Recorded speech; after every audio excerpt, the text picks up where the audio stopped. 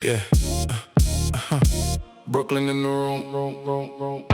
Men Talk Podcast, we on the block. Brooklyn best die, we never stop. We serve the people day by day. Real talk, real love, that's our way.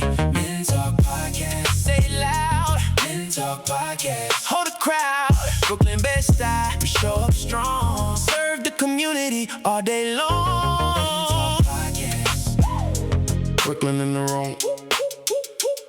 We serve the community, that's what we do. I'm here today with the founder of Men Talk, Sharmaine Byrd. How you doing, Sharmaine? I'm well, and yourself? Very good, very Great. good. It's just a pleasure for me to be here with you today, me being a member of Men Talk and finally getting to get you before the camera to ask you some of these wonderful questions. Okay. Are you ready? I am. Now, seriously, what made you, a female, decide to create a group that was just for men? Well, actually, I didn't try to start a group or a movement. It was just that I wanted to have a conversation with men of the community. I grew up early 70s, mid 70s, when men were the compass for the community. A man couldn't raise his voice at a woman without another man stepping to him saying, that's not what we do. And then I just saw that deteriorate over years, over the decades.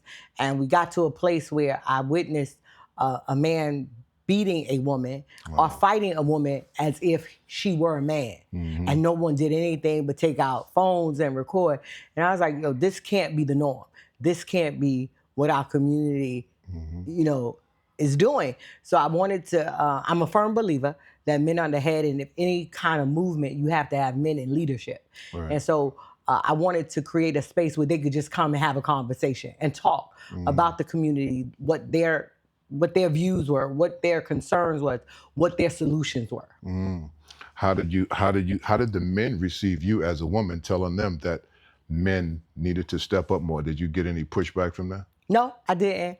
I think what happens is you have to have a gift at galvanizing people, getting people together. And you just can't just blurt it out that we got a problem and I need you to solve it. Yeah. It's that I need you to be a part of it. You are a part of it because you're part of the community. Your voice needs to be heard. Your input is valid. It's needed. I'm asking for it. Right. So I think once everyone was in the room, it was understanding that we needed to do something. Right. And I was looking to them, and definitely little ego came in here and there, but for the most part, it was receptive and we Ego moved. by the men? Oh, of course.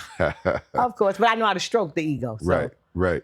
That's a good thing. Yes. That's a good thing. What year was it? What year was it when you started the 2016. 2016? Yes. Would you say there was something that happened, was an event, or was it just a feeling, a urge? What caused you to just step out and say you're going to do this? Oh, I think it was just witnessing this woman being beaten by a man, knowing what I've come through, knowing that having strong men in my family. And so I just wanted to do it. Brothers and sisters? Yeah, brothers Do I and have sisters. brothers and sisters? Yes. Yeah. I have an army of siblings. Talk about your brothers and sisters. How many of them were there? Well, there is about 10 and 10. Ooh, big family. Yeah. Our relationships definitely developed as we got older, because we were never all brought up in the same home and so forth. But definitely, we're all good now, most of us. And I think not having them in my life early on, or having those relationships that I would have wanted to have with them, helped me create extended family. Right. Yeah. That's good. But we all good now. Very good. Yes. Do you have a favorite? Do I have a favorite? You don't have to say it No, on I'm camera. never going to say I have a favorite. I do think that my brother who just passed away this past December, was definitely my favorite, because he was the glue that kept us together. He was the older one. And he would be my favorite because he really had a faith in me that I didn't exactly see. And I think losing him, as I did, kind of put things a little more in perspective for me. Yeah. Yeah. And he's my favorite. And I think all my siblings would agree that he was the favorite. Yeah, that's good. That's good. What about your mom? My mother, she passed away when I was 13. I think that the last conversation I had with her, or the last words that I uttered to my mother while she was alive, was that I hate you. Wow. Not understanding the dynamics of life and situation, her life, and what she was battling, what she had gone through. And then just, being a child that wanted their mother in their life. And I think when I said I hate you, I think that kind of hurt her. I think it hurt me knowing that I said it as I got older and understood. But it also, I had to live with that. I had to live with that, but I had to make peace with it. Right. And so understanding who she was, I think that I would be the sibling that would step up and take care of my mom now. I made peace with, understanding and those things that I said, and moving forward, not ever repeating that to another human being as long as I live. Very good. Very good. What's it like in the men's group? Talk a little bit about the men's group, if you can. What goes on the inside? Well, the men's group, everything goes on because you have men who are all different ages, from all different walks of life in this room. Right. But I think the center of it all, the theme of it all, is that they're brothers. Whatever their title, whatever their wherever they came from, when they come to the door, when they come on the other side of the door into the room, they leave that on the other side and know that I'm in the room with my brothers. Right. And brotherhood is something that means we're in it together. We may not always agree on the same things the same way, but I respect your opinion. Right. I respect your voice. I respect that you took the time to be in this room. And if that's the common theme throughout the brothers of Men Talk. What goes on in the room stays in the room. Right. And I think that gives and fosters the confidence that I can be in a safe space. Right. This is my safe space. Whatever I say in it, they're not judging me, but they're listening actively to help me, to support me. Right. And I think that's what goes in the room: support, respect, understanding, and caring. That's very, very, it's very interesting. One thing that's a resounding message in our neighborhoods is that men are afraid to be vulnerable in front of other men. Do you find that this veil is removed in your group? Do you find like men actually talk about things that could potentially leave them vulnerable? Oh, definitely, definitely. I think those that are uncomfortable become comfortable. They evolve into those men that feel I can be vulnerable here because this is my brother. Right. He's gonna help me through this. If I cry, he's gonna hug me, and it's okay. Yeah. It's nothing underlining there other than my brother hugging me. And I think this past weekend we had our first men's conclave, and I definitely witnessed pure love, pure support, pure vulnerability, cries, tears, all of that in the room. But I think it was the most beautiful thing I've ever seen. That's very good, very good. One of the things that Men Talk does, which I actually love, is the food pantry. The food pantry. Tell us a little bit about the food pantry, and when did it start, and how's it going to this day? The food pantry really started before we even got together. I think it was just a handful of us getting together. We had food, we had resources, and we just were giving it out to the community. Then we said, okay, this is going. And so we started the food pantry. COVID hit soon after. And we were outside for 28 straight days. Wow. During COVID, we were bringing the resources. We were doing everything that we possibly could do for the community.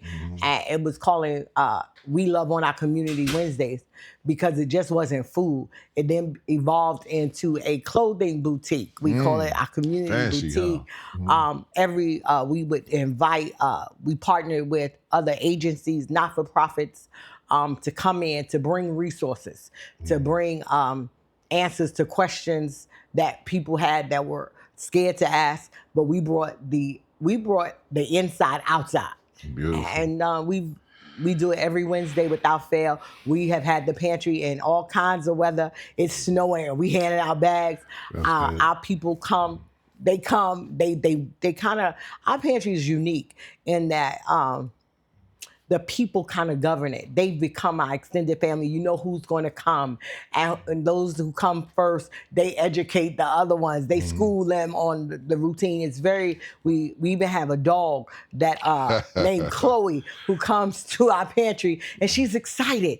So there's an excitement, there's extended family, there's love. And so it is the we love on our community pantry.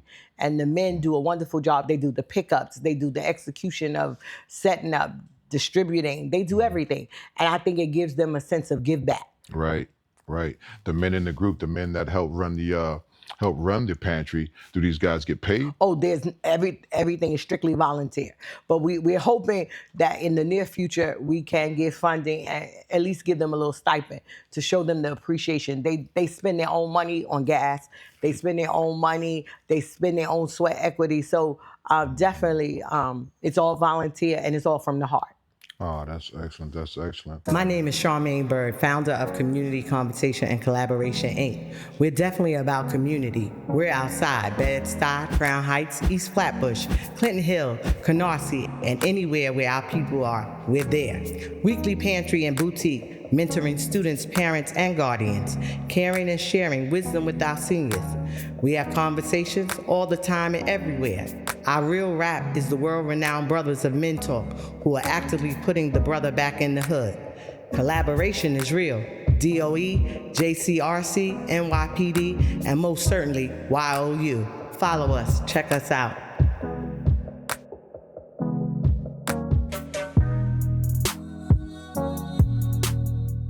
So as someone on the outside looking at men talk, what are some things that you would say to encourage another brother to come on in and sit with us?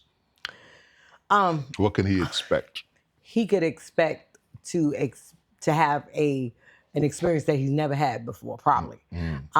He's going into a room with brothers all across different lifestyles, different ages, but he'll be welcomed.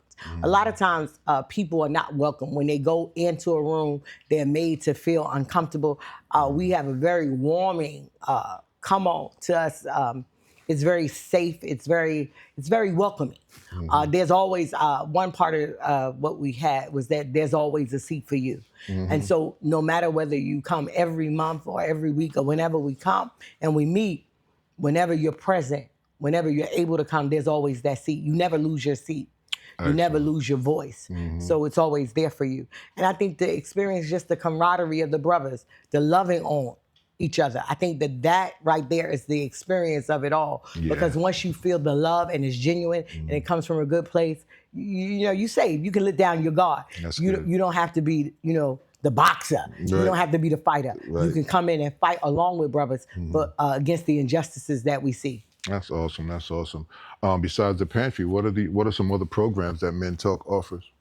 Well, we actually go and we started a program called what was it? Wisdom and Strength.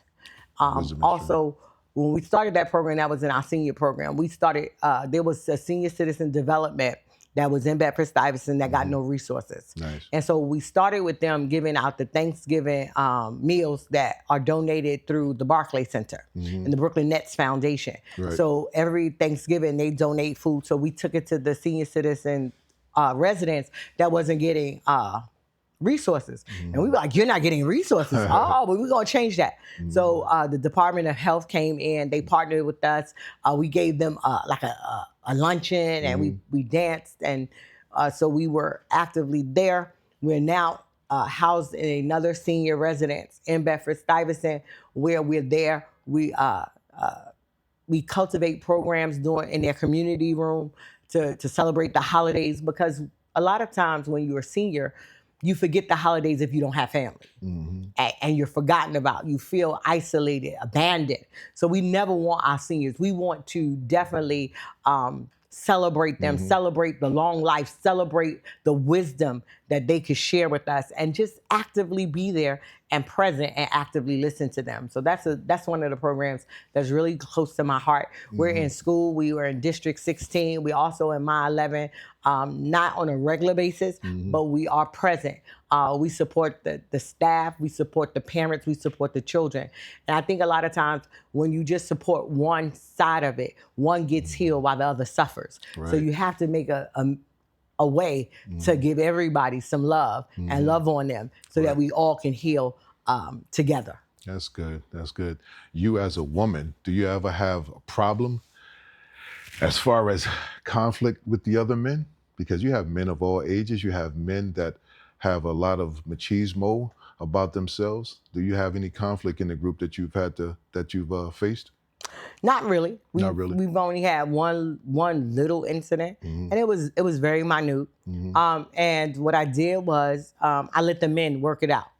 I gave support to it because not only am I the woman, the founder, I'm also a pastor. So I have a heart for the people, and so we had one little tiff.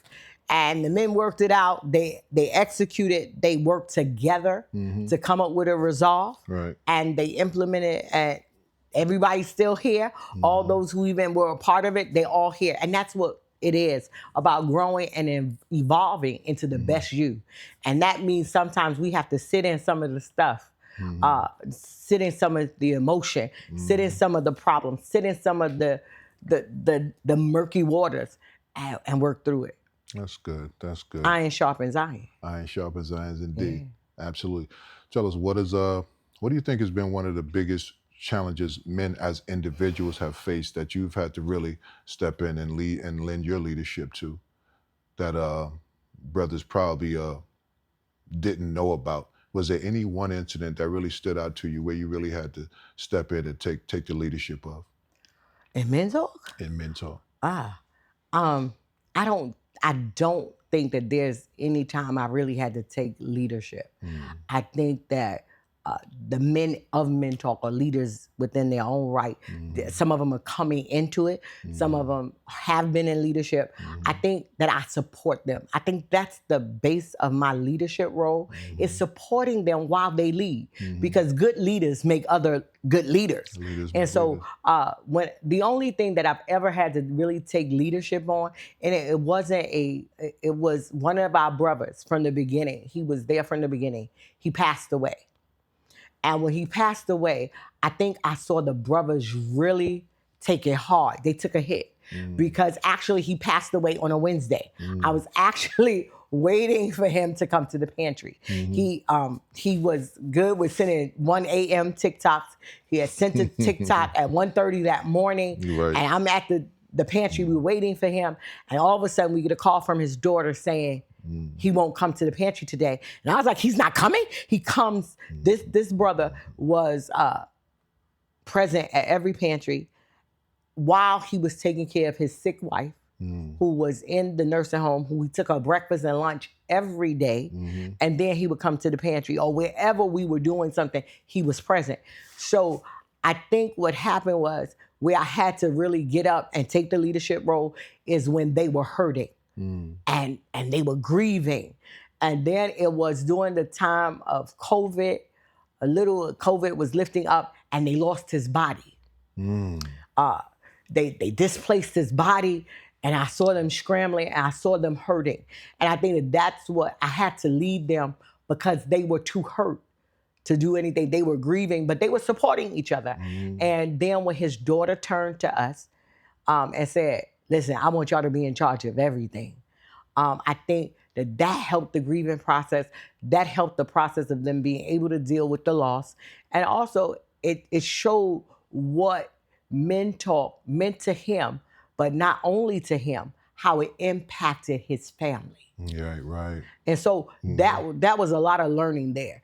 But I think that was the only time that I really had to just, like, okay, I'm in this a little bit by myself until you get yourself together. That's good. That's good. How many men would you say is in Men Talk altogether? All together, if they were all in the same room, maybe about 40 to 50, but they never in the room at the same time. Really? Never. Do you see expansion on the horizon? Oh, definitely. I do see the expansion. I see the expansion definitely soon. Soon. I think that we're getting ready to go to Atlanta in September.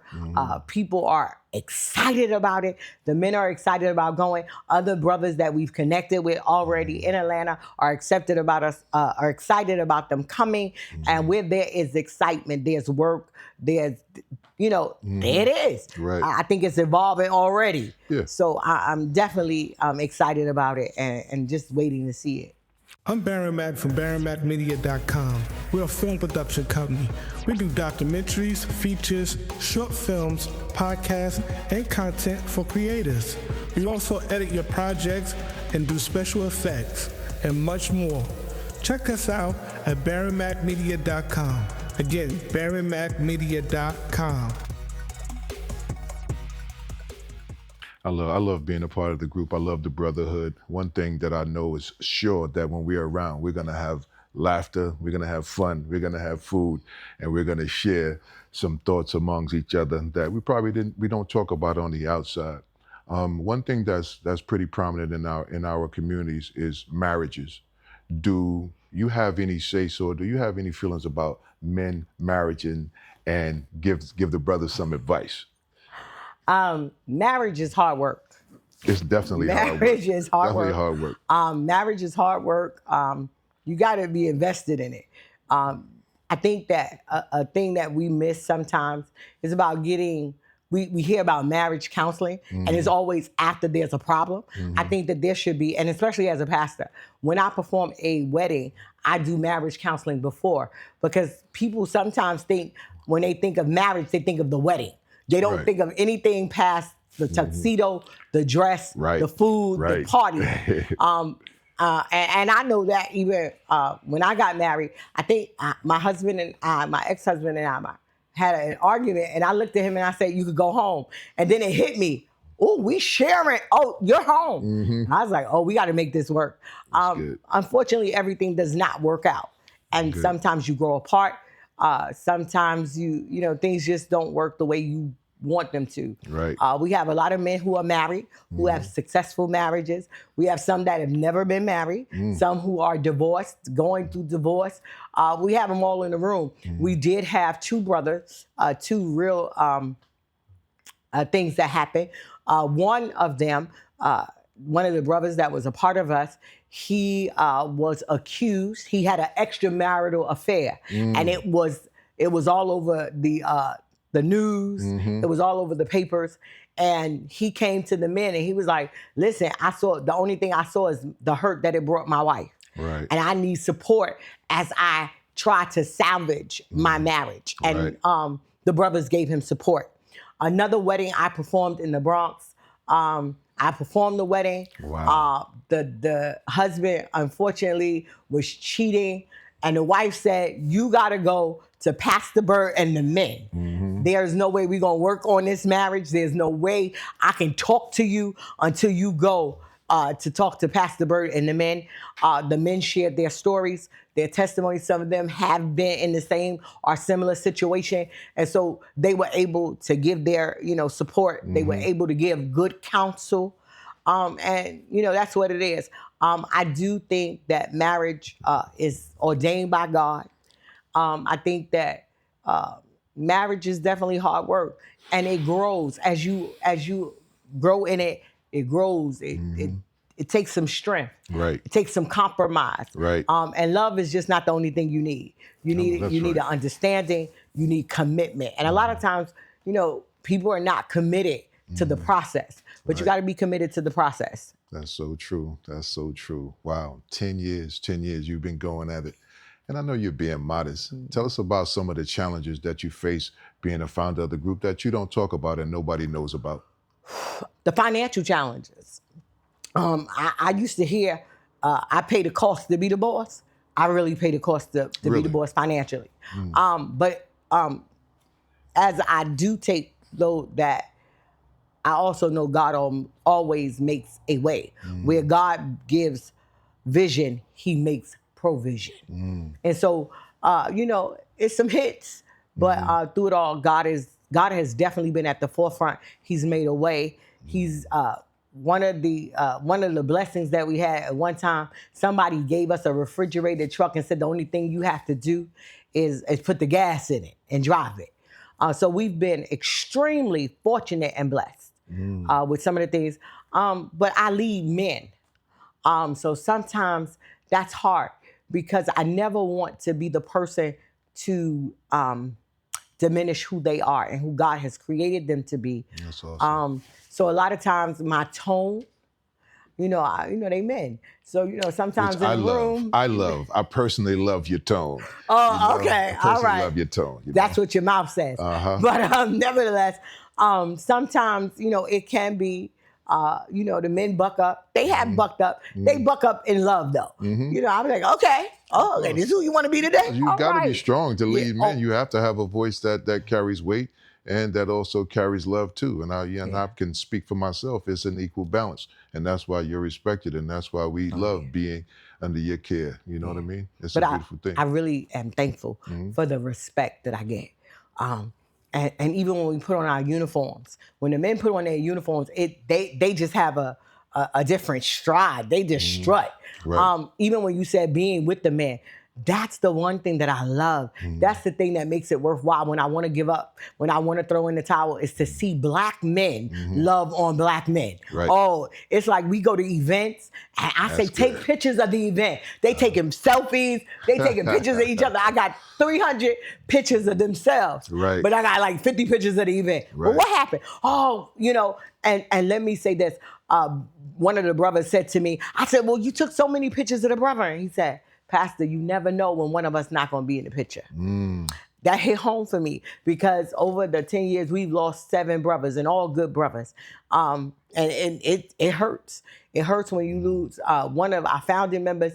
He went to Atlantic City and had a stroke and never recovered. And he was our main supporter. He was making sure we had all the flyers, everything. His sister's a member of my church. And so there's those lost. One of the brothers was walking by and we brought him in. He came back to the next meeting with his biological brother and his best friend. Biological brother is retired now and going back and forth, but he's still a part of Men Talk. They support us. But those are the things that hurt when you lose a good brother.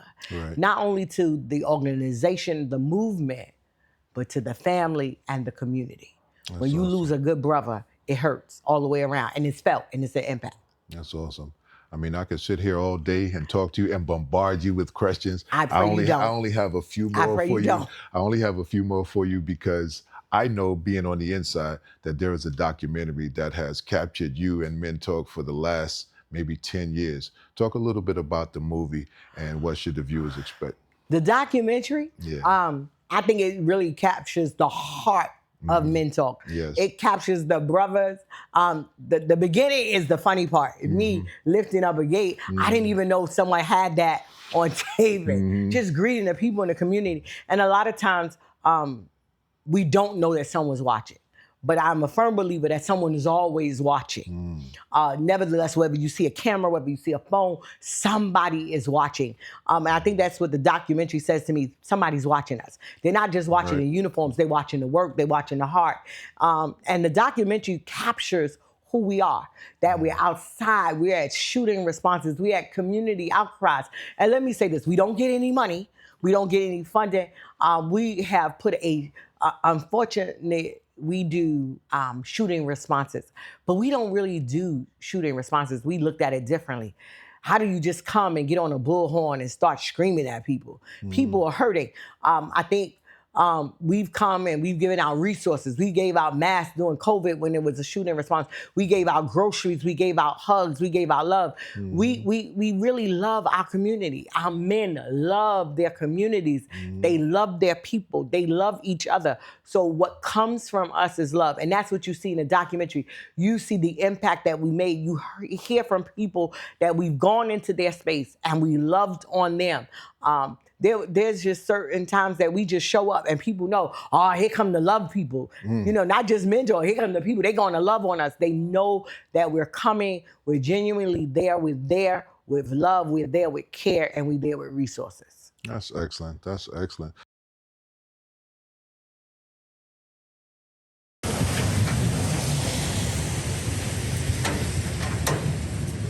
morning. Good morning, Khalil. How are you? Wonderful. Oh, you're wonderful. All right. Good morning. How are you? Good. Y'all have a good day and have a safe one. I like your green socks. Green, my favorite color. The man green socks. I wanted to create a space where we could bring men into the space so that they could empower, encourage each other to getting back to that place where there was a brotherhood, where there was a safety net for the whole community. I am a firm believer when men get together and they stand up, it has a domino effect in the community. Women feel safe, children feel safe, elderly feel safe, and so now the community has a different spirit in it. It feels safe and it conducts itself in a safer way, and everybody looks out for each other. So for a man who's listening, who wants to possibly become a part of Men Talk, Yes. where how often do Men Talk meet, and what does a brother have to do to be a part of it? Now we meet physically the third Saturday of every month, 10 a.m. Without fail.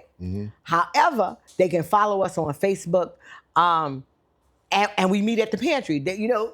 Even though the meeting is once a month, but they interact on a daily basis. They talk to each other. They have forged a brotherhood and extended family. So to them, come and find us on the third Saturday. We have 491 Herkimer. We're in the heart of Bedford-Stuyvesant. That's where we are. If you're in Atlanta, meet us the last weekend in September. Awesome. If you're somewhere else and you feel that you want us to come, let us know. You can follow us on social media. They can even follow my personal page, which has become the utopia of Men Talk. My page, I do a little personal, but most of it's the work that we do. Right. Because that's who we are. Right. That's excellent. So lastly, before we let you go, but we're going to always continue to bombard you. We have so much more to talk about. What would you give us a message that you want men listening right now to walk away with, knowing that this is what they can expect if they come down and have a visit with Men Talk? One, I'm big on that Black men, especially, are the least celebrated throughout the world. So you're going to walk in a room where you're not tolerated, but you're celebrated. Your presence is the present that you bring to the table, and we love that. We engulf that. We celebrate that. As soon as you come in the room, you feel the love. You're going to definitely come in the room. You're going to leave out with some wisdom. You're going to have a space where you can listen, but you can also give your input, and it's going to be heard. Because a lot of times we talk, but people are not hearing us. You're valued. As Black men, a lot of times they're not valued. As a people, we're not valued. Right. We're devalued, but we have so much value. And so your value is celebrated. Your value is welcomed. And you're going to get some brothers before you leave the building. I don't care if you just stay for 5 minutes. You're going to have some brothers when you leave. You're going to have some brothers. Like it or not, that's what you're going to leave with. You're going to leave with some brothers. You're going to leave with some extended family members. That's a fact. That's a fact. Lastly, before we let you get out of here, you being around all of these men, I have to ask you, is there a significant man in your life? Funny question. I'm nosy. All of the men in Men Talk have become my brethren and become my brothers in my extended family. Yes, there is one gentleman in particular that he makes me smile. And the funny thing about that is, on a daily basis, he tells me that's why he's there, to make me smile. And I think that as long as he makes me smile and I'm able to support him in that way, whatever it grows into, I'm waiting to see. I appreciate that.